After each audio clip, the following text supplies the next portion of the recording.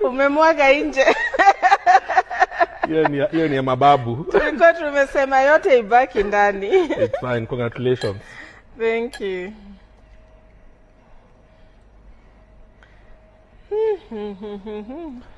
Pongezi. And it's such a wonderful place to be. Mimi nimejua mambo ya.